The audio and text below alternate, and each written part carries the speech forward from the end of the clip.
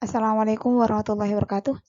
Di sini saya Lubabak Mulfadil, NIM 203190259 akan menjelaskan materi tentang desain pembelajaran. Pembahasan. Materi yang akan kita bahas ada 3 poin, di mana poin pertama yaitu pengertian tentang desain pembelajaran, poin kedua yaitu kriteria desain pembelajaran, dan poin ketiga adalah model-model desain pembelajaran.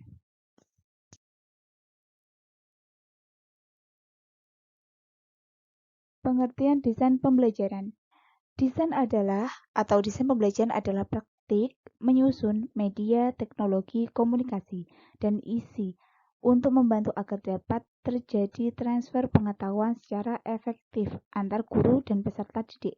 Proses ini berisi penentuan status awal dari pemahaman peserta didik, perumusan tujuan pembelajaran, dan merancang perlakuan berbasis media untuk membantu terjadinya transisi. Menurut Gardner, pada tahun 1992 menjelaskan bahwa desain pembelajaran disusun untuk membantu proses belajar siswa, di mana proses belajar itu memiliki tahapan secara dan tahapan jangka panjang. Menurutnya juga, belajar seseorang dapat dipengaruhi oleh 2 faktor, yakni faktor internal dan faktor eksternal. Faktor internal yaitu faktor yang berkaitan dengan kondisi yang dibawa atau datang dari dalam individu siswa, seperti kemampuan dasar, gaya belajar seseorang, minat dan bakat serta kesiapan setiap individu yang belajar. Kemudian faktor yang lain yaitu faktor eksternal. Faktor ini adalah faktor yang datang dari luar individu, yaitu berkaitan dengan penyediaan kondisi atau lingkungan yang didesain agar siswa belajar. Desain pembelajaran berkaitan dengan faktor internal ini yaitu pengaturan lingkungan dan kondisi yang memungkinkan siswa dapat belajar. Menurut Gardner juga, kondisi internal dapat dibangkitkan oleh pengaturan kondisi eksternal. Poin kedua pembahasan kita yaitu kriteria desain pembelajaran, di mana dalam kriteria desain pembelajaran di sini terdapat 3 kriteria. Poin pertama, berorientasi pada siswa. Yang kedua, berpijak pada pendekatan sistem. Yang ketiga, teruji secara empiris. Poin pertama, dalam sistem pembelajaran siswa merupakan komponen kunci dan harus dijadikan orientasi dalam mengembangkan, merencanakan, dan mengembangkan desain pembelajaran. Mendesain pembelajaran perlu diawali dengan melakukan studi pendahuluan tentang siswa. Beberapa hal yang perlu dipahami tentang siswa yaitu yang pertama, kemampuan dasar pemahaman.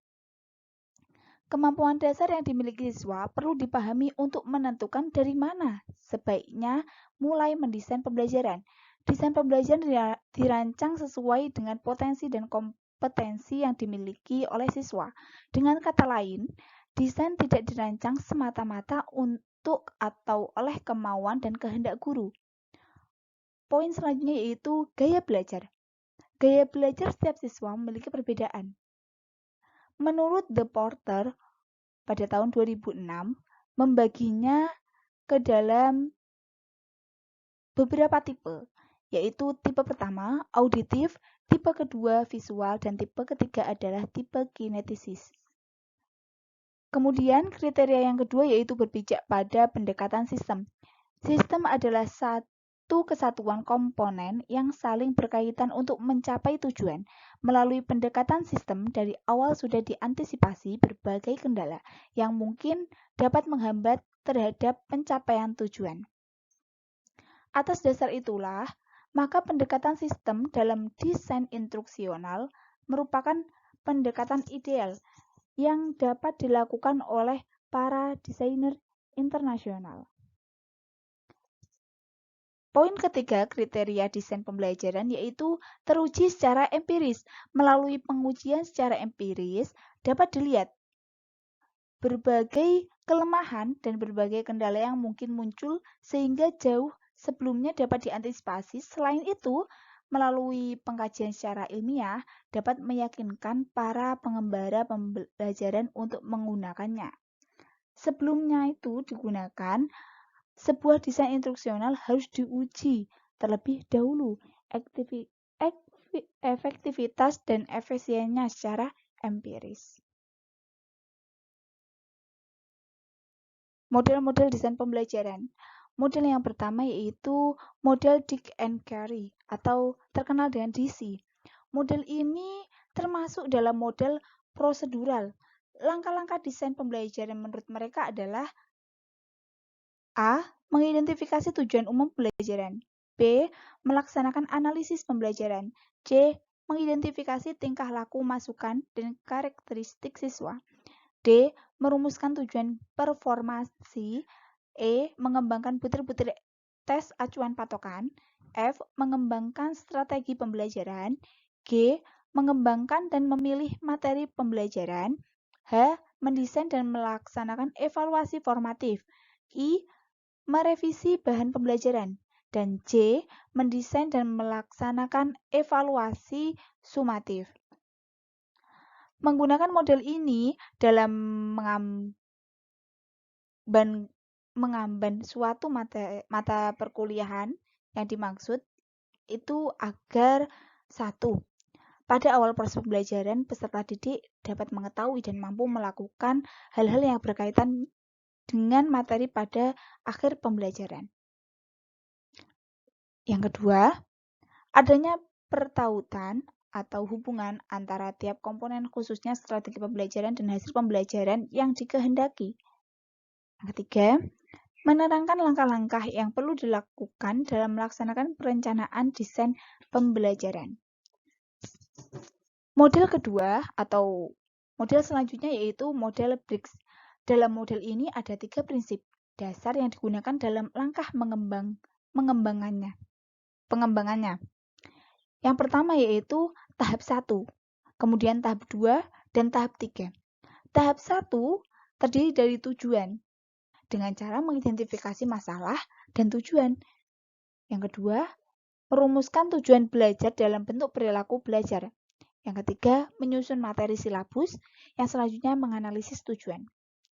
Pada tahap kedua, di sini terdapat strategi yang meliputi menganalisis tujuan, menentukan belajar dan strategi pembelajaran, dan merancang pembelajaran untuk guru. Tahap ketiga, evaluasi yang meliputi penyusunan tes, evaluasi formatif, dan evaluasi sumatif. Model ini cocok untuk merancang pembelajaran akademik dan untuk pelatihan. Model desain pembelajaran yang selanjutnya yaitu model camp. Dalam model camp ini terdapat beberapa langkah menyusun bahan ajar dalam model ini. Yang pertama, menentukan tujuan dan daftar topik. Kemudian menerapkan tujuan umum untuk pembelajaran tiap topiknya.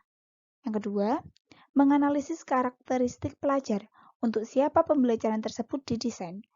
Yang ketiga, menetapkan tujuan pembelajaran yang ingin dicapai dengan syarat dampaknya dapat dijadikan tolak ukur perilaku pelajar. Yang keempat, menentukan isi materi pembelajaran yang dapat mendukung tiap tujuan. Yang kelima, pengembangan pra-penilaian atau penilaian awal untuk menentukan latar belakang pelajar dan pemberian level pengetahuan terhadap suatu topik. Yang keenam, memilih aktivitas pembelajaran dan sumber pembelajaran yang menyenangkan dan menentukan strategi belajar mengajar. Jadi, siswa akan mudah menyelesaikan tujuan yang diharapkan. Yang ketujuh, mengkoordinasi dukungan pelayanan atau sarana penunjang yang meliputi personalia, fasilitas, perlengkapan, dan jadwal untuk melaksanakan rencana pembelajaran. Model desain pembelajaran yang keempat yaitu model berbasis kompetensi.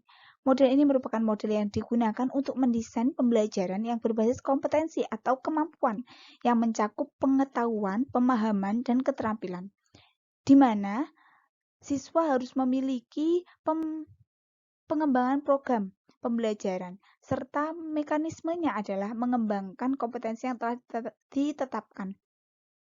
Menurut Sanle Elam dan Omar Hamalik ada 10 langkah dalam mengembangkan model pendekatan ini. Yang pertama yaitu menentukan spesifikasi asumsi, kemudian mengidentifikasi kompetensi, kemudian menggambarkan secara spesifik kompetensi-kompetensi, selanjutnya menentukan tingkah kriteria dan jenis asesmen, kemudian yang nomor 5 yaitu mengelompokkan dan menyusun tujuan pembelajaran atau pengajaran, keenam mendesain strategi pembelajaran, ketujuh mengkoordinasi sistem pengolahan, kedelapan melaksanakan percobaan program, yang ke-9 menilai desain pembelajaran, yang ke-10 memperbaiki program. Model desain pembelajaran yang kelima yaitu model Gerlach dan Ellie, di mana model ini memiliki langkah-langkah yang mereka gambarkan bahwa pengembangan materi ajar merupakan proses yang sistematik antara pembelajar dan pengajar. Langkah-langkah tersebut yaitu A. Merumuskan tujuan, B. Menentukan isi materi menurut kemampuan awal, C. Menentukan teknik dan strategi, D. Menentukan ruang lingkup, E. Memilih media instruksional dan yang sesuai, F. Mengevaluasi hasil belajar, dan G. Menganalisis umpan balik.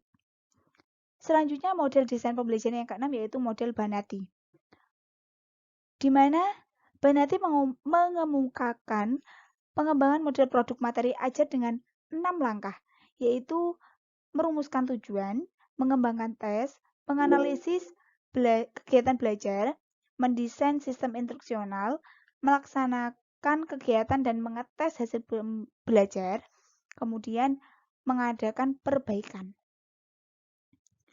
Model desain pembelajaran yang ketujuh yaitu model PPSI atau prosedur pengembangan siswa instruksional.